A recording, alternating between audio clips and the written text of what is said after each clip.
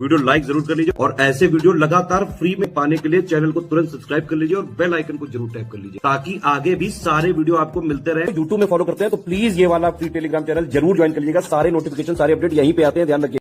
Hello everyone, welcome to our by study for civil services. Myself Alka Pandey. तो चलिए देखते हैं रसायन विज्ञान। ठीक है, इसमें PYQ पिछले वर्षों में विभिन्न परीक्षाओं में पूछे गए प्रश्न। ठीक है, सबसे पहले मैंने आपको बार बार बोला है कि कोई भी एग्ज़ाम हो, ठीक है, उसका PYQ देखना बहुत ज़रूरी होता है। इवन अब तो इतना ज़्यादा पैटर्न वगैरह सब इतना अनप्रिडिक्टेबल है ना कि अगर आप यूपी का एग्ज़ाम देखते हैं ना तो फिर लगे हाथ, तो यूपी का अगर एग्ज़ाम दे रहे हैं तो यूपी के PYQ के साथ MP, बिहार, यूपी में होने वाली और एग्ज़ाम सबका मतलब पेपर जो है साल भर में होने वाले पेपर देख के जाया कीजिए।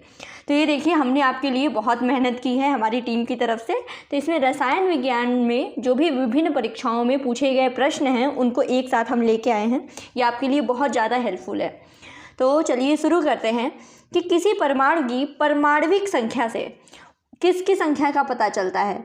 ठीक है, परमाणविक संख्या क्या होती है किसी भी परमाणु की? उस परमाणु में उपस्थित प्रोटॉनों की संख्या। ठीक है, प्रोटॉनों की संख्या ही होती है परमाणविक संख्या।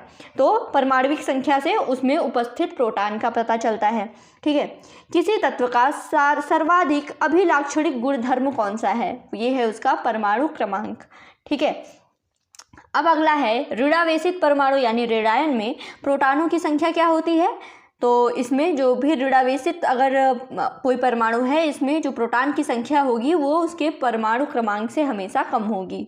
ठीक है, अगला है किसी तत्व के एक परमाणु की द्रव्यमान संख्या अगर 23 है और परमाणविक संख्या अगर 11 है तो इसमें क्या होगा? तो पहले ही बताया परमाणविक संख्या क्या होती है? उपस्थित प्रोटॉनों की संख्या। ठीक है, 11 प्रोटॉन हो गए और प्रोटॉन न्यूट्रॉन मिला करके ये द्रव्यमान संख्या, फिर इसमें फिर 11 प्रोटॉन रहेंगे तो 11 इलेक्ट्रॉन हैं और द्रव्यमान संख्या क्या होगी? प्रोटॉन और न्यूट्रॉन को मिला करके अगर द्रव्यमान संख्या 23 है तो उसमें से प्रोटॉन 11 हो गए तो बचा कितना? 12 न्यूट्रॉन हो गए।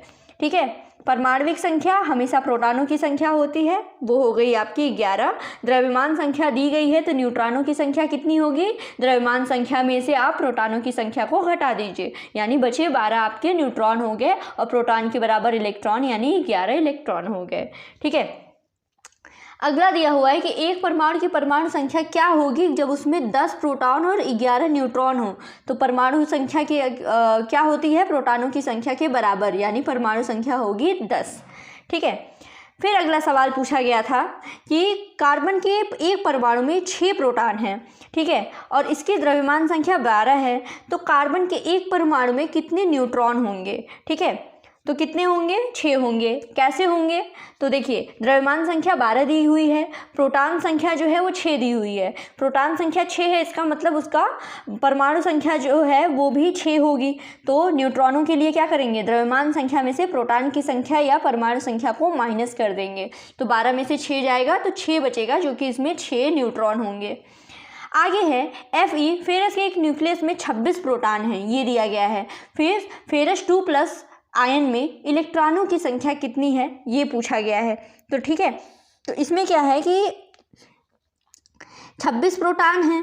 ठीक है, तो इसमें कितना इलेक्ट्रॉन? Fe जो नॉर्मल है, Fe का न्यूक्लियस 26 प्रोटॉन है तो इसमें 26 इलेक्ट्रॉन हो गए। ठीक है, और 2+ आयन में इलेक्ट्रॉनों की संख्या कितनी होगी? तो नॉर्मल Fe के 26 में से जो 2+ है उस 26 में से 2 माइनस हो जाएगा, बचेगा 24। ठीक है, यहीं किन कणों में कणीय तरंगें द्विप्रकृति की पाई जाती हैं? तो इलेक्ट्रॉन में, ये हमने पढ़ा है, इलेक्ट्रॉन में क्या होता है कि जो कणीय तरंग की द्विप्रकृति पाई जाती है इलेक्ट्रॉनों में।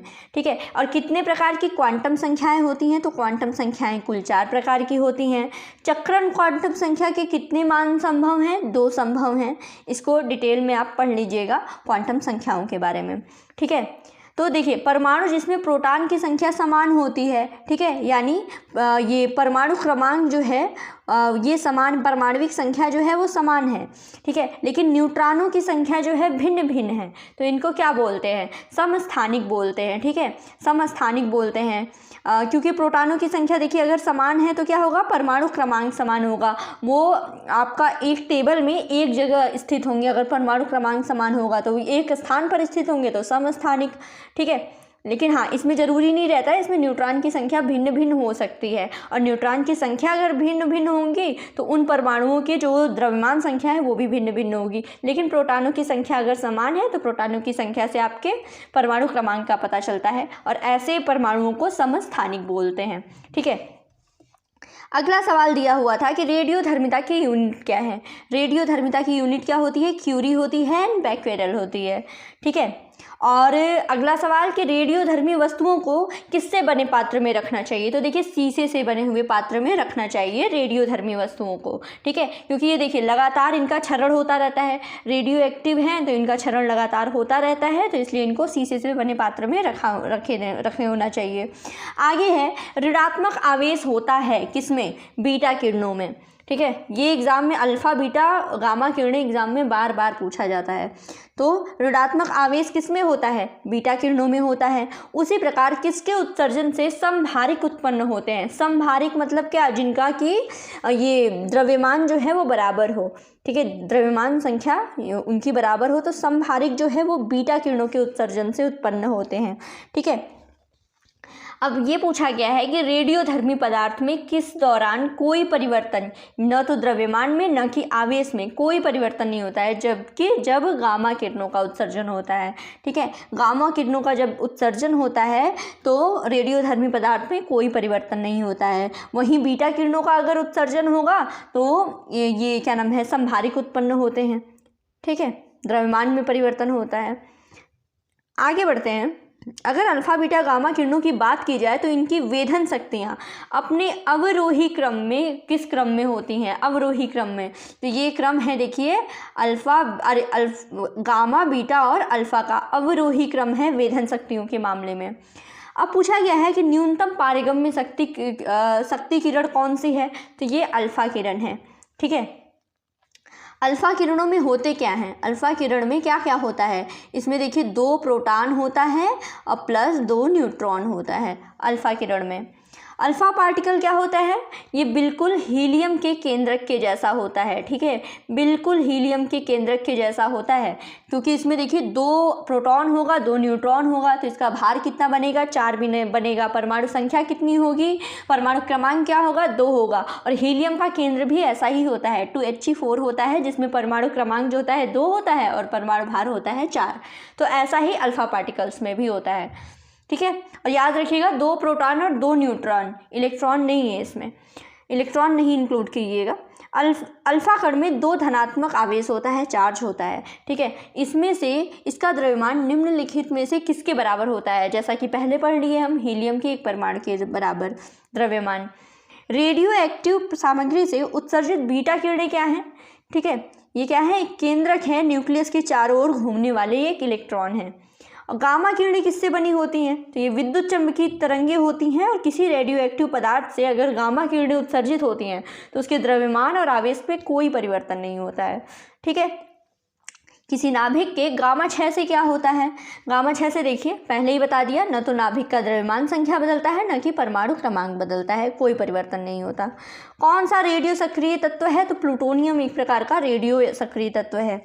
कार्बन डेटिंग किसकी आयु निर्धारण हेतु प्रयुक्त होती है? कार्बन डेटिंग जो है ये जीवाश्म के, ठीक है, जीवाश्म हो, और इसमें कौन सा समस्थानिक कार्बन का प्रयुक्त होता है? तो केवल C614, ठीक है, इसको यूज़ करते हैं। कार्बन डेटिंग की जो विधि है, जो कि जीवाश्मों की आयु ज्ञात करने में इसका उपयोग किया जाता है, उसमें 6C14। आगे देखते हैं। देखिए, एक रेडियोधर्मी पदार्थ की अर्धायु जो है वो 10 दिन है। तो इसका मतलब क्या है? इसका मतलब ये है कि पदार्थ का 3/4 भाग का विघटन 20 दिनों में हो जाएगा। ठीक है, इसको कैलकुलेट करके देख लीजिएगा, आंसर यही आएगा कि 3/4 भाग का इसमें देखिए ऑप्शन दिया होगा तो उसमें से एलिमिनेट किया गया होगा। अभी आपको डायरेक्ट बताया जा रहा है तो कम समझ में आ रहा होगा। क्या रक्त कैंसर जो है, जिसको ल्यूकीमिया कहते हैं, इसकी रोकथाम में कौन सा रेडियो समस्थानिक प्रयोग किया जाता है? तो फास्फोरस 32 का उपयोग जो है ल्यूकीमिया की रोकथाम में किया जाता है। वहीं कोबाल्ट 60 की अगर बात करें, ये आमतौर पर विकिरण चिकित्सा में प्रयुक्त होता है, क्योंकि ये उत्सर्जित करता है गामा किरणें।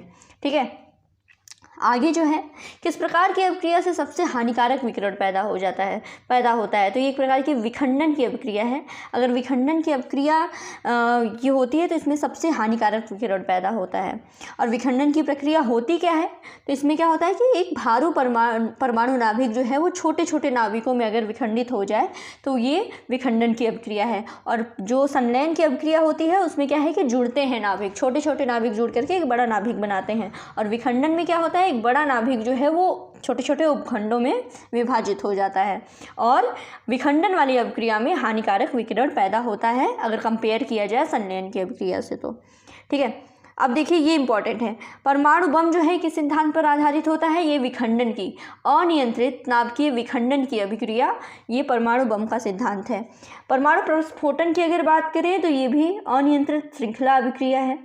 जापान पर जो परमाणु बम गिराया गया था उसका क्या नाम था, इम्पॉर्टेंट है ना, नागासाकी हिरोशिमा वाला, उसमें परमाणु बम का क्या नाम था। तो देखिए परमाणु बम का नाम था little boy and fat man. Little boy and fat man उन परमाणु बमों का नाम था जो जापान पर गिराए गए थे। ऊर्जा का स्रोत अगर बात करें, सौर ऊर्जा का स्रोत, ठीक है, तो ये है नाभिकीय संलयन। ठीक है, नाभिकीय संलयन की अभिक्रिया है सौर ऊर्जा के स्रोत के लिए, मतलब ये रिस्पॉन्सिबल है, बेस है उसका। फिर है हाइड्रोजन बम जो है किस सिद्धांत पर है, तो ये संलयन की अभिक्रिया पर है। ठीक है, और हाइड्रोजन बम जो है विकसित किसके द्वारा किया गया था, एडवर्ड टेलर के द्वारा। ठीक है, तो ये इंपॉर्टेंट हो गया कई चीज़ें। एक तो सौर ऊर्जा का स्रोत क्या है, संलयन है। हाइड्रोजन बम किस सिद्धांत पर है, संलयन के सिद्धांत पर। वहीं परमाणु बम किसके सिद्धांत पर है, विखंडन के सिद्धांत पर है। ठीक है, जापान पर जो परमाणु बम गिराए गए थे उनका नाम क्या था, little boy and fat man. ठीक है, हाइड्रोजन बम किसने विकसित किया था, एडवर्ड टेलर ने। ठीक है, अब आगे देखते हैं परमाणु रिएक्टर का आविष्कार किसने किया था, तो वो थे एनरिको फर्मी। ठीक है, एनरिको फर्मी जो थे उन्होंने हाइड्रोजन रिएक्टर का निर्माण किया था। और एक परमाणु रिएक्टर में एक नियंत्रित रॉड लगाई जाती है, जिसमें केमिकल की रॉड जो है ये क्या काम करती है, तो इसमें जो चेन रिएक्शन होता है ना उसको नियंत्रित करने के लिए अतिरिक्त न्यूट्रॉन को अवशोषित करता है ये कैडमियम की। नहीं तो अगर ये नहीं रहेगा तो जो भी रिएक्शन है, जो चेन रिएक्शन होता जाता है वो क्या है कि वो नियंत्रित नहीं हो पाएगा, वो रुक नहीं पाएगा, जिससे क्या है कि हद से ज़्यादा ऊर्जा जो है वो निकलेगी। ठीक है, जो कि नुकसानदायक हो सकती है, हानिकारक हो सकती है। फिर आगे बढ़ते हैं, परमाणु रिएक्टर में विखंडन की प्रक्रिया की दर को नियंत्रित करने के लिए किसका उपयोग किया जाता है, तो देखिए दर को नियंत्रित करने के लिए कैडमियम की रॉड का उपयोग किया जाता है। जैसे कि मैंने आपको बताया, तो कैडमियम की रॉड क्या करती है, जो ये चेन रिएक्शन होता है उसको नियंत्रित करती है। कैसे नियंत्रित करती है, जो कि अतिरिक्त न्यूट्रॉन होते हैं उसको अवशोषित करके।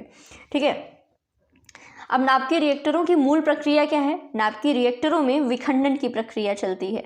ठीक है, इसीलिए उसमें जो है उसको नियंत्रित करने के लिए ये एक्स्ट्रा रॉड का उपयोग किया जाता है, कैडमियम की रॉड का। मूल प्रक्रिया जो है विखंडन देख लिया। कलपक्कम का जो फास्ट ब्रीडर रिएक्टर है, इसमें कौन सा एक जो है वो शीतलक के रूप में प्रयोग में लाया जाता है, ये है द्रवित सोडियम। ठीक है, द्रवित सोडियम का उपयोग करते हैं शीतलक के, और ये उपयोग किया जाता है फास्ट ब्रीडर रिएक्टर जो कि कलपक्कम में स्थित है। ठीक है, आगे जो है नाभिकीय अभिक्रिया के दौरान श्रृंखला अभिक्रिया को नियंत्रित करने के लिए न्यूट्रॉनों का अवशोषण करने हेतु किसका उपयोग किया जाता है, तो बोरान का। ठीक है, आगे और चीज़ें हैं कि कौन सा पदार्थ जो है नाभिकीय रिएक्टर में मंदक का काम करता है, तो देखिए भारी जल। भारी जल क्या होता है, D2O। D2O जो है ये मंदक का काम करता है। कई चीज़ें देख ली, शीतलक देख लिया, मंदक देख लिया, साथ में जो भी चेन रिएक्शन है उसको कंट्रोल करने के लिए कैडमियम की छड़ का प्रयोग किया जाता है, ये भी देख लिया। ठीक है, आगे देखते हैं, नाभिकीय रिएक्टर में मंदक के रूप में ग्रेफाइट का भी उपयोग किया जाता है। ठीक है, तो ग्रेफाइट हुआ या फिर भारी जल हुआ, इसका काम क्या होता है, ये क्या करता है कि कोई भी नाभिकीय रिएक्टर हो उसमें जो न्यूट्रॉन की गति है उसको कम कर देना। ठीक है, यानी जो भी रिएक्शन चल रहा है उसकी गति पूरी कम कर देता है, न्यूट्रॉन की गति को कम कर देता है। ठीक है, और भारी जल होता क्या है, भारी जल होता है D2O, जो कि हाइड्रोजन के अपेक्षाकृत भारी समस्थानिक का एक ऑक्साइड। ठीक है, आगे ग्रेफाइट का उपयोग किया जाता है विमंदक की तरह, पहले ही देख लिया। और इसके अलावा नाभिकीय जो भी न्यूक्लियर रिएक्टर हैं इसमें विमंदक और प्रशीतक यानी शीतलक और विमंदक इन दोनों के रूप में प्रयुक्त होने वाला पदार्थ कौन सा है? तो ये भारी जल है। ठीक है, तो ये देखिए ये सारी चीज़ें हैं जो आपके एग्ज़ाम में बार बार ये सवाल पूछे गए हैं, उसी को एक जगह हम आपको ये प्रोवाइड करा रहे हैं। आगे देखिए, अब ये देख लिया आपने नाभिकीय रिएक्टर वगैरह कंप्लीट। अब NaCl में बंध कौन सा है? ठीक है, NaCl में बंध कौन सा है? NaCl जिसको हम बोलते हैं नमक। ठीक है, NaCl में देखिए एक आयनिक बंध है, आयनिक बॉन्ड है प्लस निगेटिव मिलके।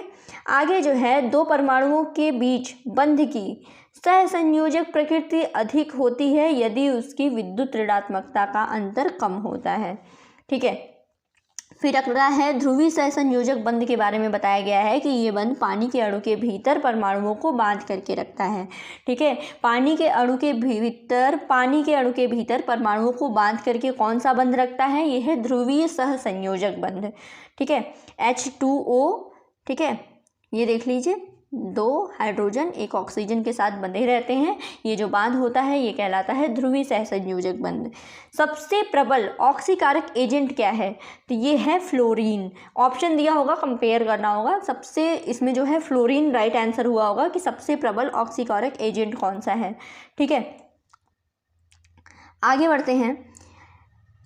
आगे अम्ल क्षार से लगता है। अब यहाँ पे देखिए अम्ल क्षार वाला ये भी टॉपिक बहुत ज़्यादा इंपॉर्टेंट है। बॉन्ड वगैरह का तो बहुत कम पूछता है, और रेडियो एक्टिविटी देख लीजिएगा, नाभिकीय संलयन, नाभिकीय विखंडन, परमाणु रिएक्टर वगैरह, कुछ परमाणु रिएक्टर और उनकी लोकेशन। ठीक है, इतना तो समझ में आ गया होगा। अगला टॉपिक रहेगा आपका ये अम्ल क्षार वाला, ये भी बहुत ज़्यादा इंपॉर्टेंट है। सबसे पहले है एम्फोटेरिक यानी उभयधर्मी पदार्थ किस रूप में क्रिया करता है? ये अम्ल क्षार दोनों। ठीक है, यदि एक पदार्थ का पीएच जो है वो 7 से कम होगा तो इसको क्या माना जाएगा? एसिड माना जाएगा। एसिड यानी वो अम्ल होगा। 7 से कम पीएच होता है अम्ल, 7 से ज़्यादा पीएच होता है क्षार। ठीक है, अम्ल वर्षा का पीएच मान कितना होगा? 5.5 या उससे कम। ठीक है, बहुआसुत जल के एक नमूने का पीएच मान क्या है? ठीक है, जल का पीएच मान क्या होता है? 0 के अति निकट। बहुआसुत जल जो होता है वो और ज़्यादा प्योर माना जाता है, 0 के बहुत पास उसका पीएच मान होता है। मानव रक्त के अगर पीएच मान की अगर बात की जाए तो ये कितना होगा? इसका पीएच मान होता है 7.4। जलीय घोल में कौन सा सबसे अधिक प्रबल क्षारक है? तो ये है डाईएथिलेमाइड। और किस अम्ल में क्षारकता 3 है? तो ये है फास्फोरिक अम्ल। ऑप्शन दिया होगा, कई ऑप्शन दिया होगा, तो फास्फोरिक अम्ल का जो पीएच वैल्यू होता है वो 3 होता है। दूध क्या है? एक प्रकार का पायस है। और जब दो तरल पदार्थ एक दूसरे में घुलते नहीं और सॉल्यूशन नहीं बनाते हैं तो इसको क्या कहते हैं? ठीक है, इसको कहते हैं अभिसरणीय। ठीक है, ये एक दूसरे में घुलते भी नहीं है, सॉल्यूशन भी नहीं बनाते हैं। शक्कर के घोल में शक्कर क्या है? एक घुला हुआ पदार्थ है। मक्खन जो है ये कोलाइड कम बनाता है जब वसा की गुलिकाएं पानी में छितरे जाते हैं।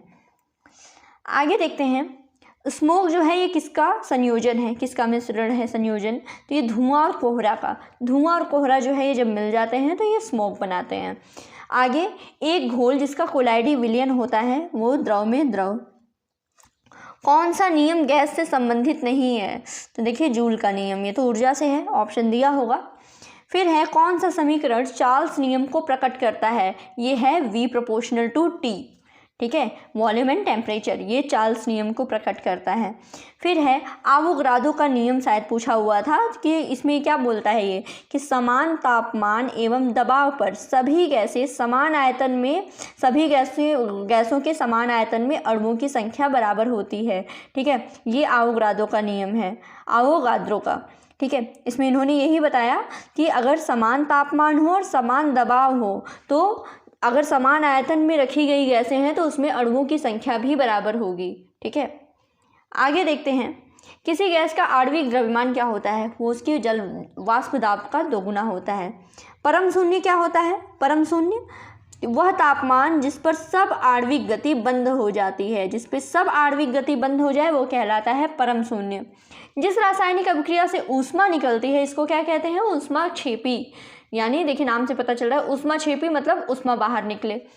कौन सी रासायनिक प्रतिक्रिया जो है उसकी प्रकृति हमेशा ऊष्माशोषी होती है, ठीक है, जिस पर जल जो है 298 केल्विन पर उबलता है। यह जो है हमेशा ऊष्माशोषी क्रिया होगी। आगे जो है प्रकाश ऊर्जा से पानी के अणु के विखंडन की प्रक्रिया को क्या कहते हैं? प्रकाश अपघटन। देख लिया हमने। तो देखिए इस वीडियो में इतना ही अब रहने देते हैं। नेक्स्ट वीडियो में इसको हम करेंगे कंटिन्यू। आगे केमिस्ट्री के और भी सवाल जो आपके एग्ज़ाम में पूछे गए हैं, ठीक है, केमिस्ट्री के और भी सवाल जो आपके PYQs हैं, सब कुछ कवर कराया जाएगा। तो इसके देखिए 2-3 पार्ट में इसको करा दिया जाएगा, ठीक है। तो बिल्कुल ऐसे ही बने रहिए, अपना सपोर्ट देते रहिए। Thank you so much.